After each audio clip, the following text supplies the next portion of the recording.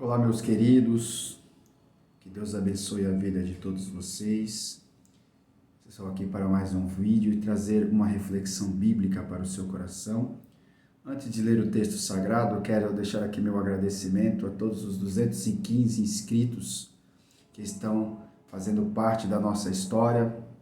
Graças a Deus, nosso canal vem crescendo e muitas pessoas têm sido alcançadas pelas mensagens que aqui têm sido faladas. Que o Senhor possa abençoar grandemente a sua vida, a todos vocês que fazem parte dessa história. Eu quero trazer uma reflexão bíblica aqui acerca dos filhos e das filhas de Jó, aqueles que nasceram antes de Jó passar pela extrema provação. E o texto bíblico ele está aqui no livro de Jó, livro do patriarca Jó, no seu capítulo 1. Nós vamos ler o versículo 1, 2, depois o versículo 4. Logo a seguir, nós vamos ler o capítulo 1 e no verso 19. Diz assim o texto bíblico. Havia um homem na terra de Uz, cujo nome era Jó. E este era homem sincero, reto e temente a Deus, e desviava-se do mal. O verso 2 diz, e nasceram-lhe 7 filhos e 3 filhas. O verso 4 diz, e iam seus filhos e faziam banquetes em casa de cada um no seu dia, e enviavam e convidavam as suas 3 irmãs, a comeram e beberam com eles. Versículo 5, sucedeu, pois, que tendo decorrido o turno de dias de seus banquetes, enviava Jó e os santificava, e se levantava de madrugada, e oferecia holocausto segundo o número de todos eles, porque dizia Jó, porventura pecaram meus filhos e blasfemaram de Deus no seu coração. Assim o fazia Jó continuamente. Agora o versículo de número 19, capítulo 1, versículo 19, do mesmo livro, diz assim, e eis que um grande vento sobreveio da além do deserto e deu nos 4 cantos da casa, a qual caiu sobre os mancebos e morreram, e só eu escapei para te trazer a nova. Queridos, falar sobre Jó já é muito comum, porque Jó é um exemplo de paciência, um exemplo de fé, um exemplo de integridade, um exemplo de fidelidade a Deus, mesmo tendo sido submetido a condições tão extremas, a provas tão extremas. Eu até costumo dizer que depois de Jesus Cristo, Jó foi o homem que mais sofreu na Bíblia Sagrada. Mas o que poucas pessoas atentam é acerca dos filhos de Jó, esses que nasceram ali antes de ele ser provado. Ele tinha 10 filhos, 7 varões e 3 moças. E o que acontece? Nós observamos aqui que Jó era um modelo de sacerdote familiar, um padrão a ser seguido de sacerdote familiar, porque ele sacrificava em favor dos seus filhos. De fato, Jó tinha uma vida reta diante de Deus, uma vida exemplar diante do Eterno. Agora, o que nós não encontramos na Bíblia Sagrada é esse mesmo padrão de conduta em relação aos seus filhos. Nós não vemos os filhos de Jó sacrificando a Deus, nós não vemos os filhos de Jó se relacionando com o Eterno, nós não vemos esses rapazes e essas moças tendo a mesma vida que o seu pai tinha, uma vida de relacionamento estreito com o Criador. Então, o que nós percebemos aqui é que os filhos de Jó, esses primeiros, eles estavam num relacionamento terceirizado, ou seja, eles se relacionavam com Deus através dos sacrifícios que o seu pai faziam em favor deles. Mas em nenhum momento nós observamos eles próprios se chegando ao Criador. Isso aqui é um problema, por quê?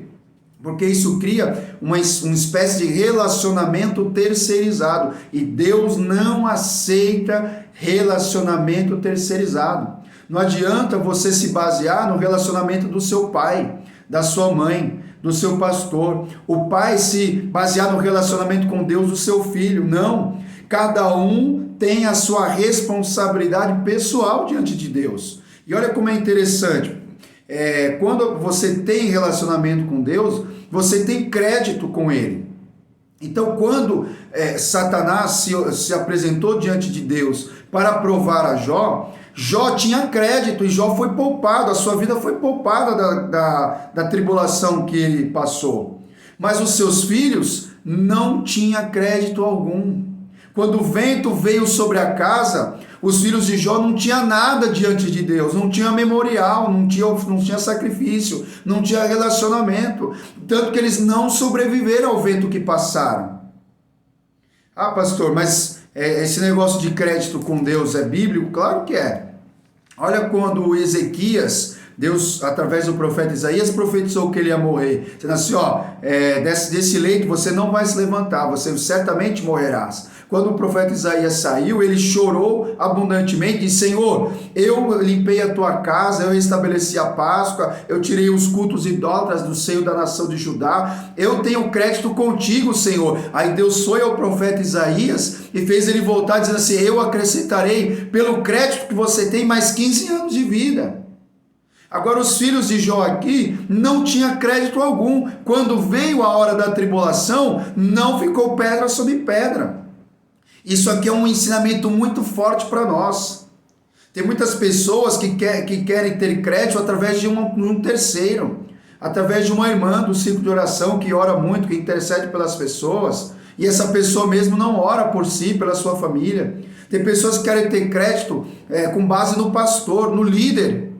Não, meu querido, é você que tem que construir o teu histórico com Deus. Por quê? Porque na hora da adversidade, é você que vai ter que estar na brecha.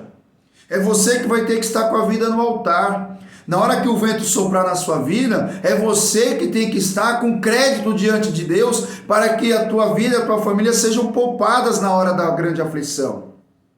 Então eu deixo essa mensagem aqui para vocês, desses filhos de Jó. Depois que esses filhos foram perdidos, quando bateu o grande vento, lá no capítulo 42, diz que Deus deu novos filhos a Jó, 7 varões e 3 moças. As moças eram consideradas as mais formosas da região, de nome Gemima, Cássia e Queren-Hapuk. Só que esses primeiros filhos de Jó nos dão uma lição muito preciosa. É como se Deus falasse assim, cadê o sacrifício deles? A Bíblia fala deles banqueteando, festejando, bebendo vinho. Era festa, eles revezavam as festas nas casas dos irmãos. Cada vez a gente faz a festa na casa de um. Então, ou seja, era festa o tempo inteiro, todos os momentos, praticamente todos os meses. Mas onde estava a vida com Deus? E aí na hora que a tribulação veio, a hora que Satanás chegou, não tinha proteção alguma. O sacrifício de Jó não foi suficiente para poupá-los. Eles tinham que ter a sua vida com Deus. A Bíblia mostra eles festejando o tempo inteiro. Só que na hora do vento que Satanás trouxe pela permissão de Deus, o sacrifício de Jó não foi suficiente para poupá-los. Por quê? Porque eles próprios não tinham crédito com Deus.